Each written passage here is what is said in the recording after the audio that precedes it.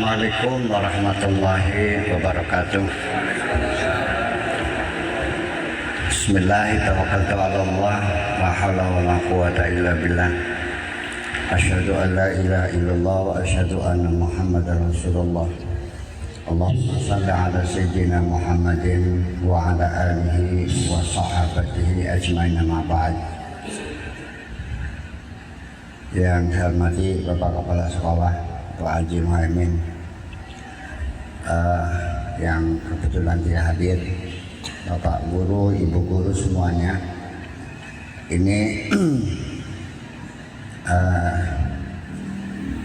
Al-Hikam ini sebetulnya sudah banyak di antara teman-teman kita yang mencoba untuk menerjemahkan ke dalam bahasa Indonesia. Akan tetapi setelah saya lihat kira-kira 10 kitab terjemahan termasuk yang Mustafa Bisri ya, itu banyak saling menerjemahkan, tetapi ternyata gagal dalam menerjemahkannya ini. Bukannya orangnya itu bodoh, tetapi memang kalimatnya sulit untuk ditransfer. Ini sulit untuk ditransfer. Yang kemarin saja, yaitu min alamati i'timad 'alal amal nuhsan raja' inda wujudi zalal, itu terjemahannya muter-muter nggak jelas. Yang dulu itu kan maknanya kan begini: apabila kita terlalu percaya diri atau self confidence-nya terlalu kokoh, itu akan mengalami kekecewaan yang sangat mendalam ketika dia mengalami kegagalan. Itu maknanya kan begitu ya. Terjemahannya lucu-lucu kadang-kadang. Iya. Di antara tanda pengandalan terhadap amal. Apa maksudnya nih? Apa begitu? Nah, ini yang kedua ini lebih sulit lagi. Iradatuka, keinginanmu, at-tajrida untuk tajrid sendiri dalam bahasa Indonesianya nggak ada. Ya, oke, kita adopsi saja. Apabila kamu ingin tajrid, ma'a iqamatillahi iyyaka fil asbab, padahal Allah menempatkan kamu pada posisi harus bekerja. Ya, kamu milih tidak bekerja, tetapi Allahnya menentukan kamu untuk bekerja. Itu adalah merupakan hawa nafsu yang tersembunyi. Tetapi sebaliknya, ketika kamu ingin bekerja keras, padahal Allah telah menentukan kamu suruh santai saja, ya, itu termasuk rendahnya cita-cita, menunjukkan rendahnya cita-cita. Kira-kira begitu bahasa Indonesianya. Tajrid itu adalah satu sikap hidup seseorang yang ingin beribadah kepada Allah secara mumpuni, tidak mau disibukkan dengan urusan-urusan tetek bengek di alam dunia ini. Sedangkan makomul asbab itu ya makom kengelan. Jadi ya makom kengelan itu artinya kita hidup harus bekerja keras. Mengapa demikian? Kata peribahasa, di dunia ini tidak ada yang mustahil, tetapi juga tidak ada yang mudah. Artinya asbab itu adalah kausalita, rentetan dari berbagai macam kausalita, dari proses tidak ada menjadi ada. Yuk sekarang kita melihat. Tadi saya makan nasi sama sayur apa, lodeh ya? Sayur lodeh sama gorengan ikan nila sama sambal, apalagi itu lalapan ya. Oke, sekarang yuk kita belajar menghitung. Terjadinya makanan di hadapan saya itu bukan hal yang mudah. Yuk kita hitung. Nasi itu dibuatnya dari apa? Dari beras. Berasnya dari apa? Gabahnya dari mana? Dari padi. Oke. Kita hitung berapa orang yang terlibat menanam padi. Padinya ditanamnya di mana? Sawahnya digarap enggak? Berapa banyak orang yang menggarap sawah? Bibitnya apa asal atau sengaja dibikin bibit dulu? Khusus bikin bibit dulu. Berapa banyak orang yang menyediakan bibit? Berapa banyak orang yang menyiapkan lahannya? Dan berapa banyak orang yang menghadirkan airnya? Irigasi itu berapa miliar, berapa triliun biayanya? Kalau disedot pakai dompeng itu yang bikin berapa, besinya dari mana, bahan bakarnya apa, solar yang menghasilkan solar berapa orang. Saya terusin nih, terusin tak? Sampai piringnya, ya pasir kuarsanya galinya di mana, berapa orang yang bekerja menggali pasir kuarsa, dan berapa orang pabrik bikin piring. Sampai datang ke meja berapa orang pedagang yang menyumbangnya, masa berasnya di gabahnya digiling, berapa banyak orang terlibat untuk penggilingan padi heller itu, dan berapa banyak orang yang terlibat ketika masak dengan gasnya siapa yang mengadakan, gasnya dari kompornya berapa orang. Saya kira berapa miliar orang yang terlibat menghadirkan nasi di depan saya ini. Itu semua adalah proses. Nah itulah namanya maqamul asbab, itu artinya ya melalui proses. Kemudian lagi rezeki itu sebetulnya dari mana datangnya? Rezeki itu dari dua. Satu dari otak kita, yang kedua dari kekayaan alam yang tersedia di sekitar kita ini. Itu saja. Sehingga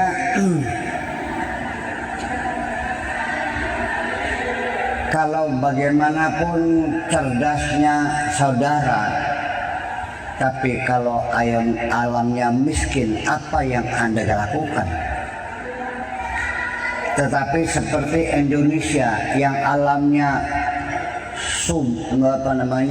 alamnya kaya raya, segala macam tambang ada, suburnya bukan main, kayu saja ditancap bisa tumbuh di sini. Tapi otaknya bodoh, jadi rezeki enggak. Ya, tetapi sebaliknya, ketika orang punya otak, sekalipun alamnya miskin, mereka bisa makan dan bisa unggul. Tetapi alamnya kaya raya, otaknya goblok, ia melarat. Yang lebih hebat yaitu alamnya kaya, otaknya encer. Seperti Uni Soviet, seperti Amerika, seperti Eropa. Jepang itu termasuk otaknya encer tapi alamnya miskin. Singapura itu otaknya cerdas, alamnya miskin. Ya, itu. Tetapi itu semuanya adalah diproses. Asbab itu adalah hukum kausalita. Hukum kausalita itu adalah sesuatu terjadi ya dikarenakan oleh yang lain. Yang terjadi namanya musabab, yang menjadi penyebabnya namanya musabbib. Hubungan keduanya adalah sabab. Ini kita bicara demikian ini artinya bahwa dalam kehidupan sehari-hari mari kita pertanyakan, apa betul peribahasa yang mengatakan kalau pengen kaya ya harus bekerja keras? Pernah dengar nggak? Kalau pengen pinter ya harus belajar, betul gitu? Kalau pengen sembuh ya harus berobat, betul? Sekarang apakah setelah orang itu bekerja keras lalu pasti kaya? Enggak. Lalu apakah orang yang hidupnya santai-santai saja itu miskin? Oke, kita balik sekarang. Ada enggak orang yang bekerja keras tetap miskin? Ada. Ada enggak orang yang santai-santai saja tapi kaya? Jadi ada hubungannya kekayaan dengan kerja keras? Ada hubungannya enggak? Ada hubungannya enggak? Kalau ya ada, akan saya tuntut nih. Kenapa tukang nyekop pasir di Kertas Maya yang berkeringat seharian, kenapa nggak ada yang kaya? Kenapa Tommy nggak kerja apa-apa dia kaya? Itulah makanya jadi kita lagi berbicara tentang bagaimana perputaran rizki ini sesungguhnya. Kalau kita kembali merujuk kepada teks-teks agama, maka bunyinya seperti ini: innallaha yabsutu rizqa li'ibadihi man yasha wa yaqdir. Bahwa Allah itu membagikan rizkinya kepada siapa saja yang dikehendakinya dan ditakar. Sehingga maknanya kalau rizki itu dibagikan oleh Allah, jadi apakah rizki itu dicari atau datang sendiri? Nah inilah nanti sebelum kita masuk kepada inti makalah ini, kita mesti mempertanyakan. Pertama kali kita harus pahami bahwa tidak ada hubungan antara bekerja keras dengan kekayaan. Saya pernah menanya orang kaya yang dulunya tukang menggembala kambingnya nenek saya. Ketemu terakhir di Subang, dia sudah punya sawah sampai 80 hektar. Dari penggembala kambing sampai jadi juragan, kan sesuatu yang mengagumkan. Dan ketika saya tanya, ceritanya bagaimana kamu bisa jadi kaya? Jawabannya begini, bahwa saya ini, harta saya ini bukan hasil korupsi, bukan dari warisan, benar-benar dari perjuangan saya. 20 tahun lamanya saya makan seperti pakai endas petek saja. Bertahun-tahun saya jam 2 malam pergi ke sawah. Dari mulai menggembala kambing, menggembala sapi, beli sawah, bikin rumah. 20 tahun perjuangan pahit petir. Pokoknya saya hasilkan harta ini dengan cara peras keringat, banting tulang. Endas tadi sikil, sikil tadi awan, tadi bengi, bengi tadi awan. Itu jawabannya. Masuk akal enggak? Masuk akal. Nah sekarang kalau ya itu masuk akal, saya bertanya, apakah orang yang kaya itu dengan peras keringat banting tulang lalu kaya? Sehingga yang pertanyaan, apa ada hubungannya kekayaannya dengan keringatnya itu? Ternyata sini kita tertipu, pikiran kita tertipu. Ternyata tidak ada hubungannya. Bapak, ibu-ibu jadi guru, ya kan? Ada nggak anak yang sekolahnya main-main saja tapi pinter? Ada murid yang rajin tapi goblok angger.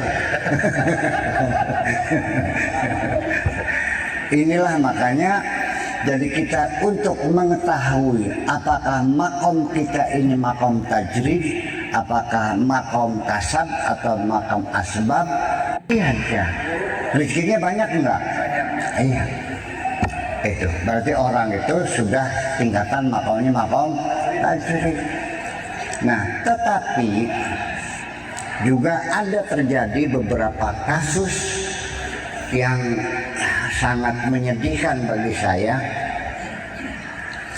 Ada orang yang makomnya makom tajrid tergoda. Ini gara-gara setelah reformasi, ya kan gitu, banyak partai-partai kan gitu. Akhirnya seorang kiai yang sudah punya santrinya banyak, sudah ada masjidnya, ada madrasahnya, menjadi tokoh masyarakat, dan ditempatkan juga wong pirang-pirang, tergoda. Akhirnya mencelat dari pengimaman, mencelat ke gedung DPR.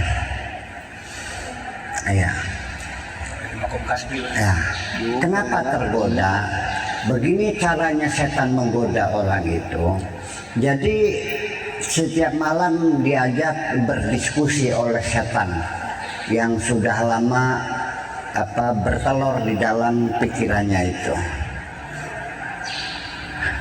Bilangnya begini, kamu itu tomak, sehari-hari hanya mengharapkan pemberian orang saja. Betapa hinanya orang tomak. Ya, tunjukkan harga dirimu.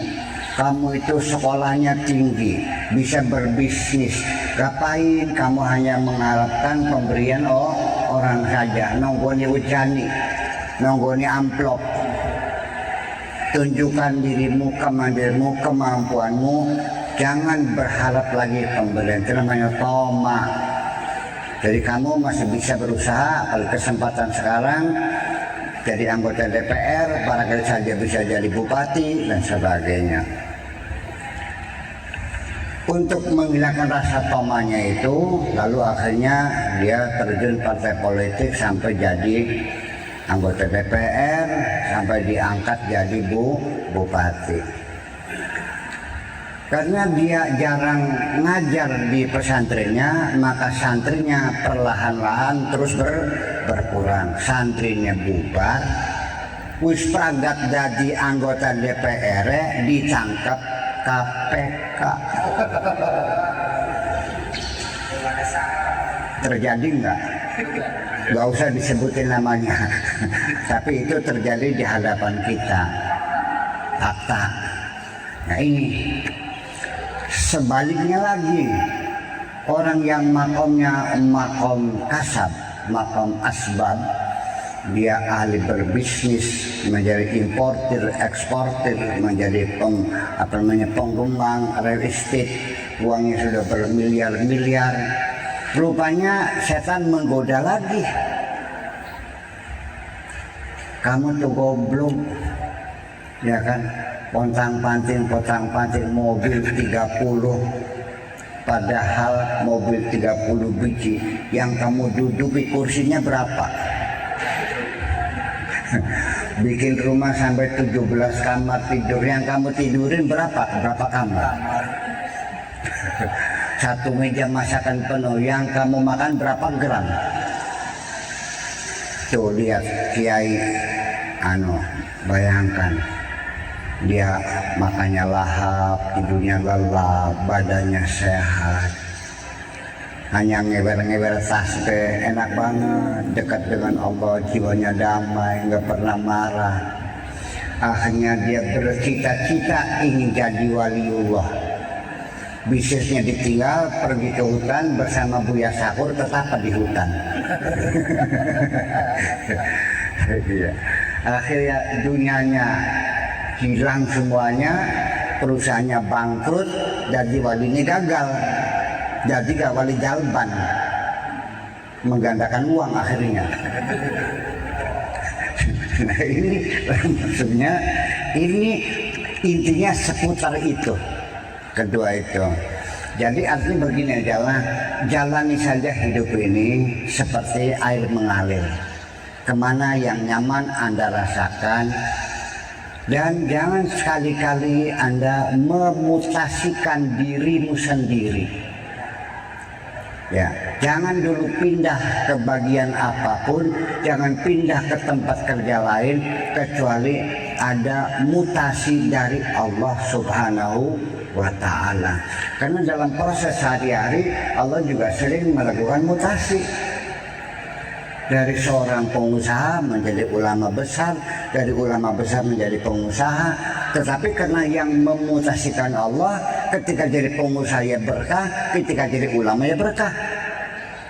Begitu pula ulama yang dimutasikan jadi pengusaha, ketika jadi ulama ya berkah, ketika jadi pengusaha juga berkah. Kalau tidak, jadi ulamanya bangkrut, jadi pengusahanya bangkrut juga.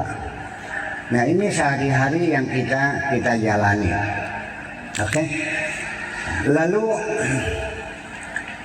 kita ingin mencoba menjelaskan makna tajrid yang lebih mendetail lagi, bahwa tajrid itu artinya independensi. Kalau jaroda itu kata-kata jim ro dal, tajrid itu karena diikutkan wazan fa'ala. Jarroda yujarridu tajridan, nasara yunasiru tansiran. Dalam ilmu sharaf kita belajar namanya sulasi mujarrad. Artinya fiil yang terdiri dari 3 huruf dan tambahannya dibuang semuanya, tidak ada tambahannya. Ghafara itu sulasi mujarrad, istaghfara itu sulasi mazid, tambahannya alif, sin, dan ta. Istaghfara. Begitu alif cinta dibuang, tinggal jim, ro, dan dal, maka itu namanya fi'il sulasi mujarrad. Artinya dilepaskan semua. Termasuk juga melepas baju ini namanya sama, jarradtu siyabi, saya melepas baju. Pengertian melepas ini artinya melepas dari banyak hal sekali. Jadi seorang perempuan yang melepas semua tanpa busana namanya mujarrodah, tanpa busana, tanpa tambahan. Nah, lalu pola hidup tajrid seperti apa? Yaitu ketika sudah tidak ada ketergantungan kepada siapapun kecuali hanya kepada Allah Subhanahu wa ta'ala. Dari situlah maka ada 3 macam tajrid. Ada tajrid yang disebut tajrid zahir, ada tajrid batin, ada tajrid zahiran wa batinan. Kalau tajrid yang zahir artinya dia sudah tidak lagi punya teman, sudah dia tidak lagi banyak berhubungan dengan orang lain, sudah tidak minta bantuan kepada siapapun. Pokoknya di rumah nganggur geger. Itu artinya ketika dia sudah mulai menyendiri, menjauh dari pergaulan manusia, itu namanya tajrid. Tapi tajrid yang zahir. Makanya sehari-hari dengan nasi saja sama tempe, sepotong tempe begini nih, ya, dia menikmatinya. Tempenya ini ditutulin ke kecap, dilamut kecapnya bari sega 10, tutul maning dilamut kecapnya sampai sega sepiring, tempenya masih butuh gitu. Dilewati kanggo sore. Sehari-hari seperti itu. Atau sama kerupuk saja makannya. dan dia tidak pernah berkeluh kesah. Itu pun sudah disebut tajrid, tapi tajrid yang lahir. Nah, apakah itu hebat? Ntar dulu. Yang hebat tuh kalau tajridnya tajrid batin, artinya bukan fisik yang melepaskan segala hubungan, tapi hatinya sudah tidak lagi bergantung kepada siapapun kecuali kepada Allah Subhanahu wa Ta'ala. Ini makam tajridnya, betapapun dia mendapat kesulitan, dia sudah tidak lagi meminta pertolongan kepada siapapun, hanya minta tolong kepada Allah Subhanahu wa Ta'ala. Ketika dia jatuh sakit pun dia tidak pernah mengundang dokter, dia hanya minta disembuhkan oleh Allah saja. Dan dia tidak pernah bercerita, berkeluh kesah kepada siapapun tentang kesulitan-kesulitan yang dihadapinya. Setiap orang bertanya, bagaimana Pak Haji? Alhamdulillah. Sehat, alhamdulillah. Sudah makan belum Pak Haji? Alhamdulillah. Tapi lama-lama itu makin kurus. Tetangganya di sekitar pasar itu memperhatikan, makin pucat, jalannya sempoyongan. Sehat, alhamdulillah. Ini cerita saya Abdul Hasan Asaduli. Sampai sempoyongan, sampai dia terjatuh pingsan di tengah jalan, dikerumuni orang, diotong kerumuni. Bagaimana, sakit apa? Alhamdulillah. Sampai para aulia seluruh dunia pada datang menyambangi, dari Irak, dari Mesir, dari Syria, dari Lebanon datang mendoakan dia. Ya mungkin ada yang baca tahlil, baca surat Yasin, dianya hanya diam saja. Ya udah, makasih. Rupanya ada seorang waliullah yang jengkel juga melihat Syekh Abdul Hasan cuek aja tuh. Akhirnya dia tanya, saya doakan berhari-hari, amin ke iya ke, kok diem aja sih? Saya kan jauh datang sini. Bayangkan, ya mungkin naik kontanya berbulan-bulan kan waktu itu. Dijawab, yang menyuruh kamu mendoakan saya siapa? Aku tidak pernah minta doamu kok. Jadi sampean nggak pengen sehat? Enggak juga. Apa sampai pengen sakit? Enggak juga. Maksudnya mana? Ya saya mah terserah Allah aja. Dikasih sakit saya terima, saya tidak minta sembuh.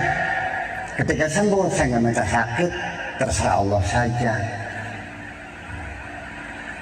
Itu. Jadi maksudnya gimana? Enak sakit? Ya enggak juga. Saya sakit, yang penting kalau memang Allah senang melihat saya sakit, sakit adalah pilihanku. Kalau Allah senang melihat aku sehat, maka sehat adalah pilihanku. Aku tidak memilih, aku hanya menjalani apapun yang Allah tentukan untuk diriku ini. Jadi itulah tajrid yang sesungguhnya, batin itu seperti itu. Jadi lalu bagaimana? Tajrid lahir, tajrid batin bisa bertemu enggak? Itu yang lebih hebat lagi. Sebab belum tentu orang yang tajrid lahir itu batinnya sudah tajrid. Masih tetap ada kaitan-kaitan, masih ada harapan-harapan. Untuk ini ada cerita lagi. Berguru di Irak di sana. Pas Iraknya itu daerah pantainya. Irak itu tidak punya pantai ya, hanya sedikit sekali menjorok ke Kuwait gitu. hanya berapa kilometer lah pantainya, semuanya masuk ke dalam. Jadi kayak tutup kendi lah, kayak kendi gitu kira-kira. Nah di situ dia berguru pada seorang guru.